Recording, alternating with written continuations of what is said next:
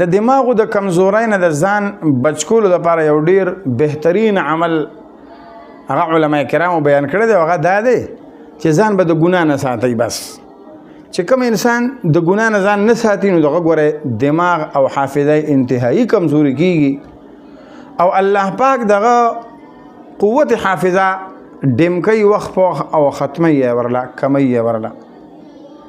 حضرت امام شافعی رحمت الله علیه یو شعر بیان کړی دی او خپل داسې یو واقعی چې دنه په هغه شعر کې دغې وضاحت کړی دی چې یو ورځ ما خپل استاد حضرت وقیع رحمت الله علیه ته د خپل قوت حافظي د کمزورۍ شکایت وکړو چې حضرت زما دا قوت حافظه ما ته لږ کمزوري ښکارېږي، داسې لغونې څه وظیفه راته راکوي یا څه وکړم چې دا دماغ مې لږ داسې نور مضبوط شي.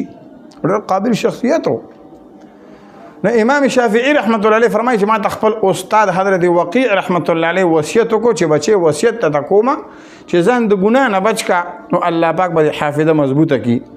داسې نه چې امام شافعي رحمت الله ډېر لوی ګناه کې مبتلا او ډېر لوی شخصیت او ډېر لوی امام تیر شوی دی، لیکن دا زمونږ د زده کړې دپاره هغې هره خبره بیان کړې ده او زمونږ د اکابرینو د اسلافو طریقه دا وه چې هغوی په مخاطب ته ګوته نه نیسله چې تا کې دا ګناه پروت دی او ته ځان د ګناه نه بچ که، بلکې داسې به وي چې یاره پکار دی چې موږ ځان د ګناه نه بچ کړو نو الله پاک به موږ دا حافظه مضبوطه کړي قوي به کړي او که موږ ځان د ګناه نه بچ نه کړو نو زموږ حافظه به همدقسې کمزوري او نور په کمزورۍ طرف ته ور روانوي.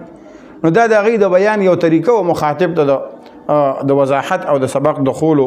نو امام شافعي رحمت الله علیه په خپل شعر کې دا سبق دغه رنګ د خپل عوام الناسو ته ښیي او واقعا په اشعارو کې وایي چې شکوت الى وقیع سوء حفظي فاوصاني الى ترك المعاصي فان العلم نور من الهي ونور الله لا يعطى لعاصي.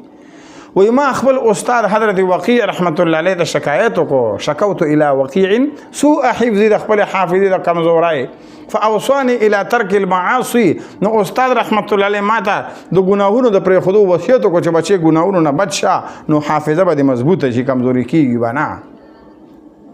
فإن العلم نور من الهي، ځکه چې بچې دا علم ګوره د الله پاک نور دی، دا یو رڼا ده. و نور الله لا يعطى لعاصي، او د الله دا نور ګوره ګناهګار سړي ته نه عطا کېږي. ځان د ګناه نه بچ که چې حافظه دې مضبوطه شي. نو دا امت ته تعلیم دی چې ای خلکو د ګناهونو نه ځان بچ کړئ نو حافظې به مضبوطه شي. پخوا به لوی لوی علما پیدا کېدل په دنیا کې، نن هغه اکابرین نه پیدا کېږي. ولې؟ د ګناهونو محتاج شو، هر طرف ته ټي وي شو، وی سی آر شو، انټرنیټ شو، بلاګانې شوې او خلک یې د الله د دین نه چې کم دی یو قسم لا منې کوي او پشا کوي او دنیا کې وربنډي دا خلکو.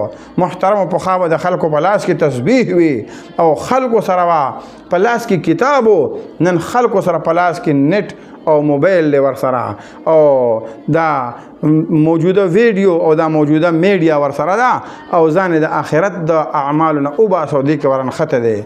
الله رب العالمین د موږ ته د سمج توفیق نصیب کړي.